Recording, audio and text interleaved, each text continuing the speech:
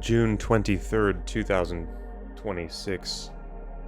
Look what happened today in the market. In NASDAQ and SPY, we are seeing a lot of selling pressure increase. And today was the first day that we broke the variance in the momentum on a daily basis. The variance has now shifted to the downside. So for the foreseeable future, for sure for the next 2 to 3 market days, we're really going to be watching for continuations to the downside and looking for those really good opportunities. But besides that, let's get into the market today and talk about the alignments that occurred and go over the solutions. So the first solution in the market happens when we have everything aligning to the downside or to the upside. So you start with the 1 hour. Here's the 1 hour here. So at market open, which is right here in this vertical line, we're in the red. So we're looking for the 15 now to be in the red. Now, does that happen the whole day? No, it doesn't happen until the very end of the day. So we're going to skip to that point right there. Now the 15 is in the red. So now the 1 and the 15 are aligned. So then we go to the 5, and we want the 5 to be showing some stability or some expansion. So we don't want it to be moving away. We want it to be either holding steady or expanding with the direction of everything else. So where does that happen? Well, as we move it forward, it starts to happen here. That's where it starts to hold. It's going against us for sure, but it's actually now starting to hold straight instead of continuing against us. So now is where the seriousness begins as a trader. It's where you get really serious. So now we go to the execution time frame, the 1 minute chart or the 2 minute chart. And we know that we're in an alignment right now. So we're looking for opportunities to take short setups. So this is a 1 minute chart. Let's look at the 2 minute chart and compare and see, could you have spotted an entry here? And what would that have looked like? So the entry was right here for me. Why was it this one? Why did I choose that entry at specifically 134? Why did I choose that? Well, look at the MACD. Look at the momentum alignment. What's going on? The momentum is going up, up, up, up, up, up, up, up, up. Finally falls down. Finally falls down right there. And it starts to accelerate because we're in the middle of an alignment channel. Now, if you're not sure where to enter, you can enter at the first alignment, the first variance that ticks aligning with everything else. Or you can look for a volume confluence, which is a volume bar greater than the previous 4. Sorry, a volume bar greater than the previous 3. Look at this. This is a volume bar greater than the previous 3. And look at this one. This is a volume bar greater than the previous 3. So those would have been your entries as well. If you didn't take this entry, my entry at 1:34 p.m., then the next one would have been fine, which would have been 1:36 p.m. And what kind of alignment were you given? Well, you were given an alignment channel, that's for sure. You were given a gift today in the market. Entry was right here. You were given that much. That's a lot. It's a huge present. Now, was there another entry today?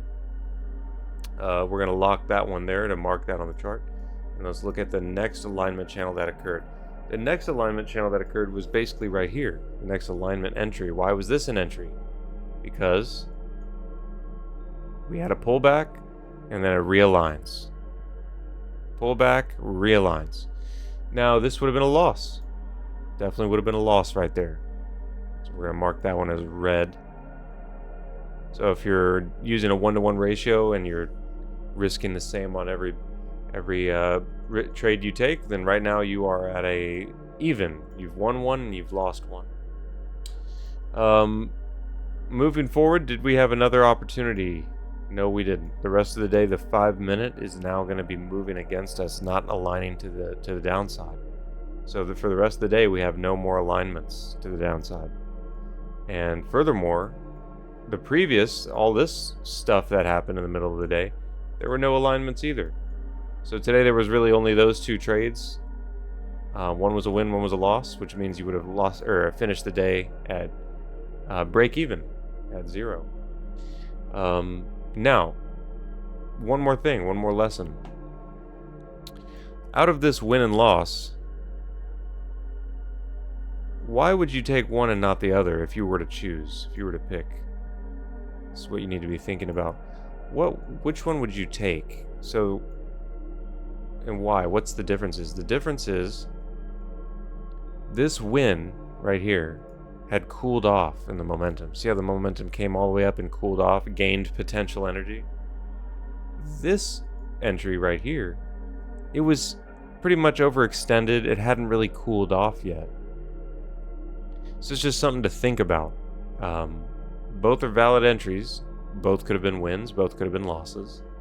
But perhaps the best setups are the setups where the momentum actually cools down more instead of overextension. Now, one more thing to note. Look at this entry, the one that won, the winner. Look at that entry with regards to the volume. Look at the volume around this entry right here.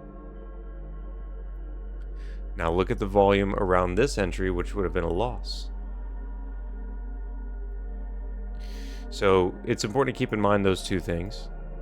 And furthermore, something I'm playing around with in my mind is instead of using a strict 1-to-1 like I've been doing, say this was my entry right here, which it was today. That was my entry. Actually, my entry was this one right before it rather. It was this one here. That was my entry.